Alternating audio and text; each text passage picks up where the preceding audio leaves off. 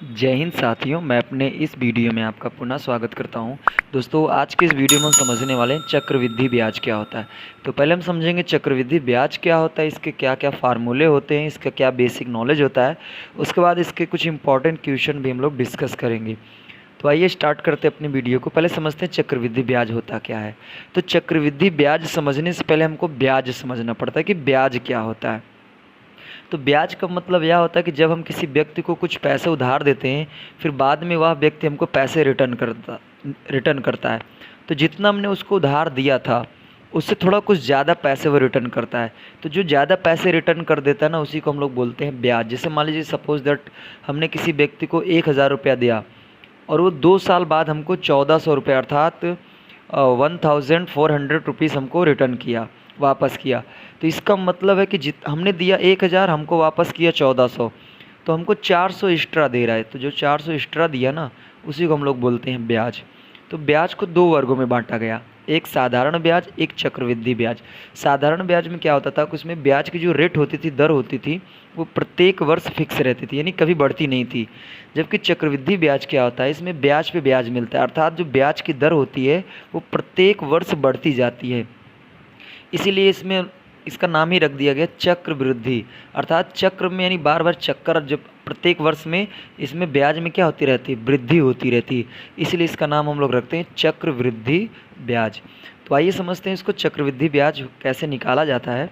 तो इसके कुछ इंपॉर्टेंट फार्मूले हैं, इसको आइए डिस्कस करते हैं। पहला काम मिश्र धन। देखिए फार्मूला होता है मिश्र धन बराबर मूलधन, फिर ब्रैकेट में 1 प्लस दर बटे 100, फिर पूरे का होल घात समय। इसको शॉर्टकट में फार्मूला लिखते हैं। देखिए मिश्र धन को ए से रिप्रेजेंट करते हैं, मूलधन को पी से, फिर 1 प्लस दर को आर से बटे 100, और समय को हम लोग सी से समय को हम लोग एन से रिप्रेजेंट करते हैं। ठीक है, एक इम्पॉर्टेंट फार्मूला और समझ लीजिए, ब्याज बराबर होता है मिश्र धन माइनस मूलधन, या फिर कह सकते हैं कि मिश्र धन बराबर होता है मूलधन प्लस चक्रवृद्धि ब्याज। अगर मान लीजिए हम चक्रवृद्धि ब्याज निकालते हैं तो हम लिखते हैं मिश्र धन बराबर मूलधन प्लस चक्रवृद्धि ब्याज। अगर हम लोग साधारण ब्याज निकालते हैं तो वहाँ पर लिखते हैं मिश्र धन प्लस साधारण ब्याज। ठीक है, तो ये इम्पॉर्टेंट फार्मूला। तो ब्याज बराबर मिश्र धन माइनस मूलधन होता है। ठीक है, अब यहाँ पे कुछ इंपॉर्टेंट क्वेश्चन आपको ये देखने को मिल सकते हैं, जैसे कुछ क्वेश्चनों में छमाही शब्द बोल देगा, कुछ क्वेश्चनों में तिमाही शब्द बोल देगा। तो देखिए जब छमाही शब्द बोलेगा तो छमाही में क्या होता है, एक साल में 6 महीने होते हैं।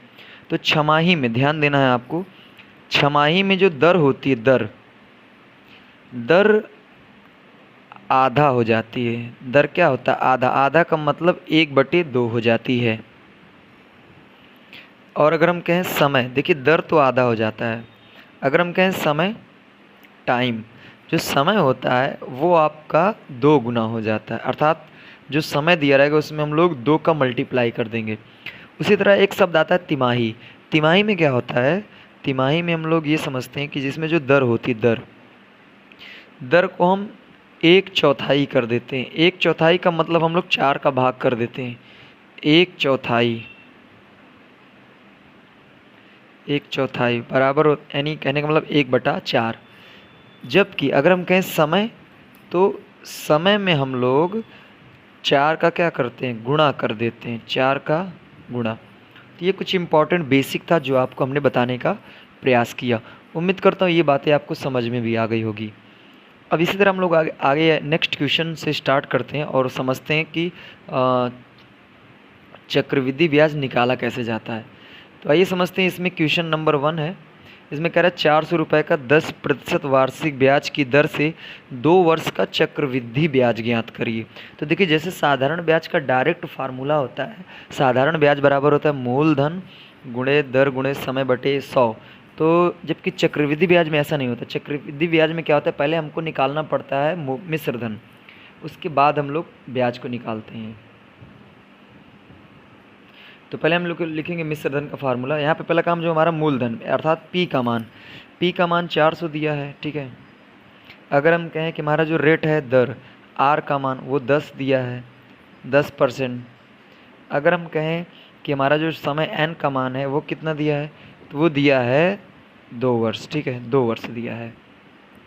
आइए इसको कैलकुलेट करते हैं अब हम लोग, समझना ध्यान से।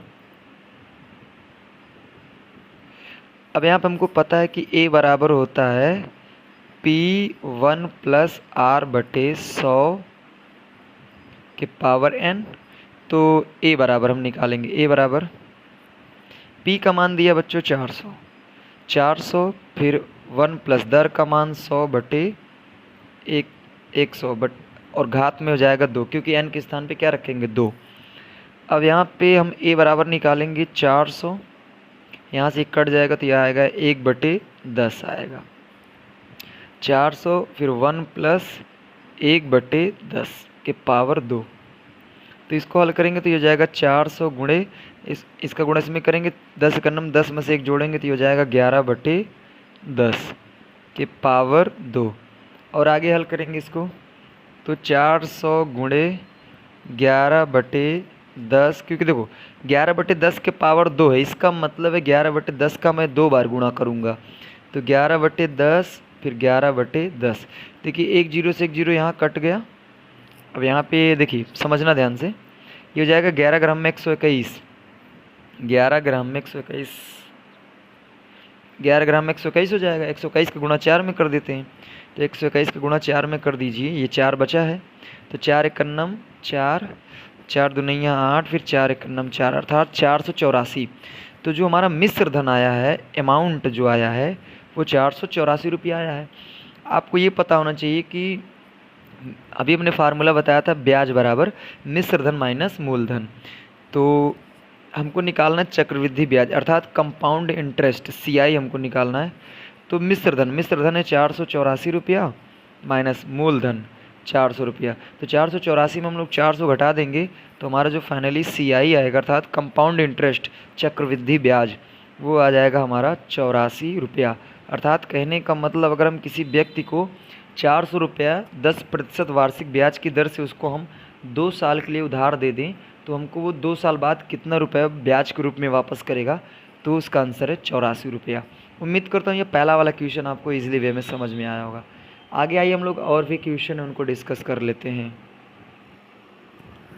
आइए अब हम लोग इस नेक्स्ट वाले क्वेश्चन को डिस्कस करते हैं। इसमें कह रहा है कि 2000 रुपये का 10% वार्षिक ब्याज की दर से 1 वर्ष का मिश्र धन तथा चक्रवृद्धि ब्याज ज्ञात कीजिए यदि ब्याज अर्धवार्षिक देय है। देखिए यहाँ पे अर्धवार्षिक शब्द आ जाएगा तो आपको ये ध्यान देना है कि जो दर होता है, दर को हम आधा कर देते हैं और समय को 2 गुना कर देंगे।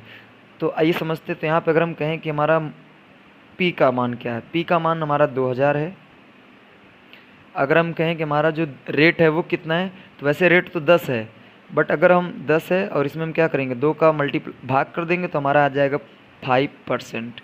और हम कहें कि हमारा जो n का मान जो समय है, समय कितना, समय 1 साल का है, तो हमको अगर छमाही अर्धवार्षिक बोल देता है अर्धवार्षिक, तो उसमें 2 का मल्टीप्लाई करेंगे तो 1 में अगर हम 2 का मल्टीप्लाई करेंगे तो 2 आ जाएगा, ये ध्यान देना है।